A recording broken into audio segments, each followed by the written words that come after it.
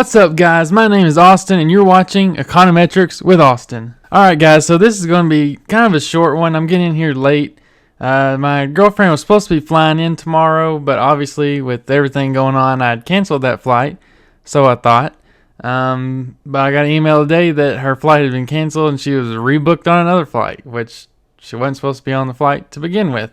So I've been on the phone with Delta and her and trying to get everything figured out. It's been a mess, but we got it all figured out, so it's a little late, but I'm trying to get this video out hopefully before midnight. We'll see if that happens. Like always, let's get started with market news. So today, as you can see, the Dow Jones Industrial is up by 188.29 points, and today was a good day. It was a good day. We ended an 8-day streak of 1,000-point swings. So over the past 8 days, the Dow's been up or down over 1,000 points. And that's unfathomable to think that over the last 8 days that it's been up or down 1,000 points or more. Sometimes, just the other day, it was almost 3,000 down. So it's been absolutely wild. But if you look, we still had over a 1,200 points swing intraday. So we're still going on, I guess it's day 9 or 10, or I'm not sure how long we've been over 1,000 point intraday. But the main thing people look at is the close. So currently, whenever I typed this up, which was a couple hours ago, so if you don't know, I come up with my ideas for the video, then I type out, kind of a script, something to go by. When I typed this up around 7 o'clock, the futures were down 403 points, but currently they're only down 159 points. And that's similar, well, that's not similar. The 400 points was similar to where we were when I made the video last night, and we ended up today. So we'll see what the morning brings us. So, in other news, we're also getting a clearer picture of what President Trump is planning for his direct payments. So this is a screenshot from the Daily Mail. I was going to just put the live website in the video, but there were so many ads. Like the ads were absolutely ridiculous. They were popping up everywhere. I couldn't scroll down because they would cover it. It was just a mess. So I decided to take a screenshot of it and put it up.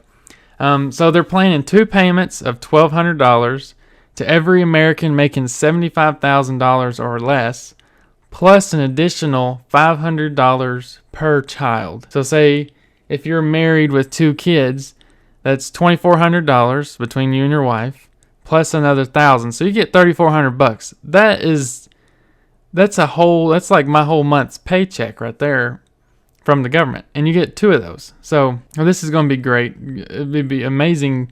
Hopefully this is really going to help out the economy and get people out there to spend more money like it's supposed to. And people making between $100,000 and $75,000 will receive some amount less than $1,200. They're not 100% sure on that yet. And this is probably going to change because this is the Republican side of things. We'll see what the Democrats come back with. They might want more. They might want less. They might want something completely different. Who knows? So we'll see where this actually hammers out and what we actually get from it. But I wouldn't mind an extra $1,200. I know exactly what I'd do with it. Put it in the market and make it work. So going back to the Dow Jones, I'd like to pose a question. Has the market reached the bottom? So whenever you look at the Dow Jones Industrial, we see, like I said, 8 days of 1,000-point swings. And on the 9th day, we have a very average 188-point gain, as you can see from today. So now there was a lot of intraday up and down, but what I think this signals is that we're close to a bottom. And the reason that I say that is because we've seen a lot of uncertainty in the market as sellers pull down the market and then buyers pull it back up. The big swings that we've seen, 3,000 points down one day, 1,500 points up the next day, 2,000 down the next day, 800, 900 up the next. That is sellers absolutely hammering the market to get liquidity, and then buyers coming in and saying, oh man, look how cheap these stocks are. They're great value in buying. Price goes up, and other people that were thinking about or need liquidity, when it goes back up, they hammer it down again. And we didn't really see that today. We saw a big dip at the beginning of this morning, but then if you look at the dotted line that goes across, once you get up above it, it's pretty flat. Now the line is not flat, but there's no slope really. It's not sloping up, it's not sloping down. It's pretty flat. all the way across, the peaks and valleys. You say a line of best fit. This would probably be the line of best fit. So, and what this is telling is that buyers and sellers somewhat agreed on a price. As you see it go up and down and up and down, that's their way of agreeing that this line of best fit, the dotted line there, is a safe price for the market, and it's a price that they agree on. And there was a battle fought between the buyers and sellers, and obviously the buyers won today by 188 points. And that's why I see this as a positive thing.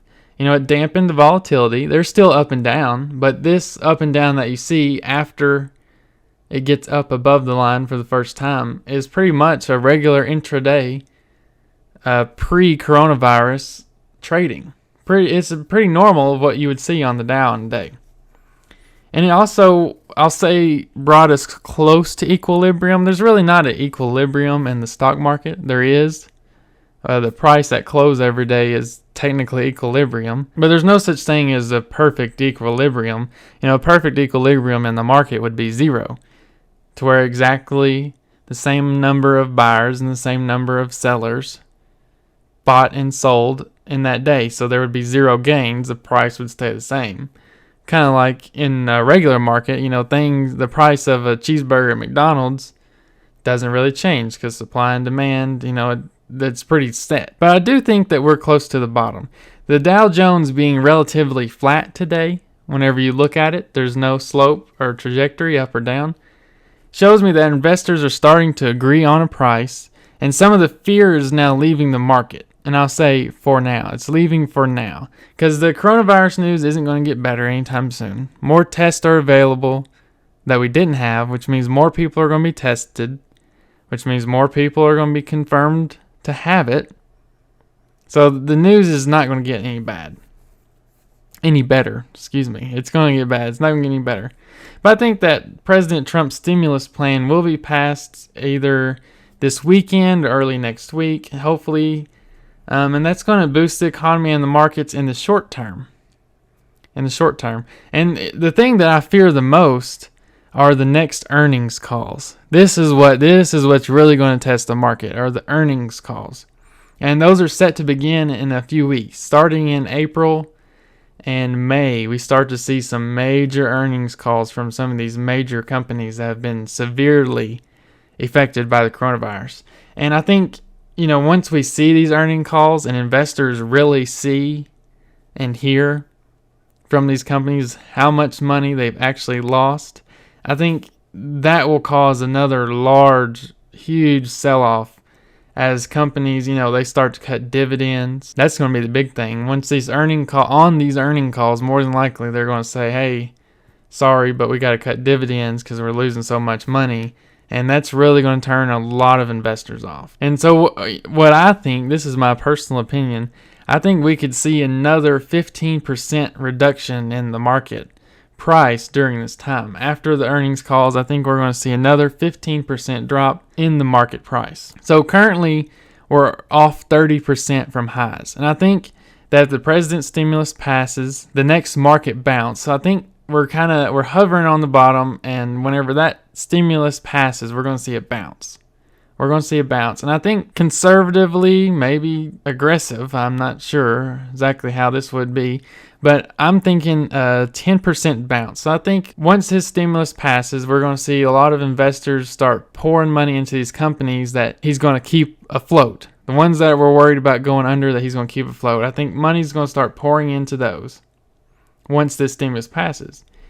And then a few weeks later, when earnings calls start, I think we would see a sell-off of another 15%. So I'm thinking the true bottom in this market is between 35 and 40%. And I don't think we're going to see that until the earnings calls begin and people start to realize how much money these companies are losing and the true value of these stocks. So that's why I'm thinking, and I'm buying what I think is the bottom right now. So in tomorrow's video, I'll go over what I've been buying.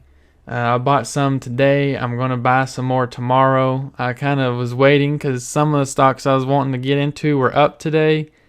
And when the market's this volatile, you really don't want to get into them whenever they've been, they were up 9 or 10%.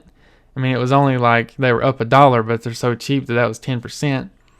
I want to see where they open and how they start moving tomorrow. If they move down, definitely buying. If they're relatively flat, I'm definitely buying.